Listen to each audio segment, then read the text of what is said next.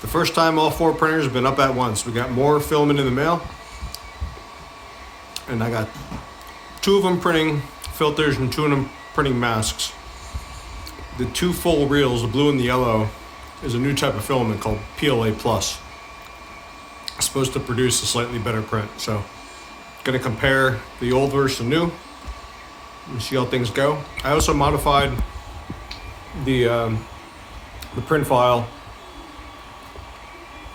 and saved about an hour per print, per mask and per filter, just by slightly adjusting the support structure and a few of the other settings that the slicer had available. So one big change is that the mask to fix this, it's not truly a defect because it does seal all the way through, but we have a lot of these rings that show up on the bottom here.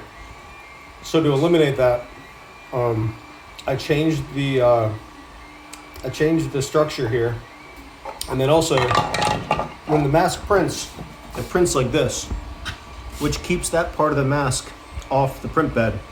So what I did was I dropped that overhang all the way down to the print bed to eliminate that support structure that was printing there, which is peeling a lot of that stuff off after the print. So we'll see how it goes, and we'll compare with the green is the old filament, the yellow is the new filament. They're both printing medium-sized masks with the same new code.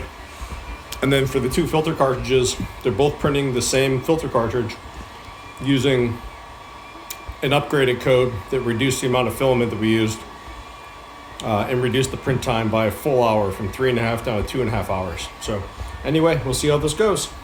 Check back in.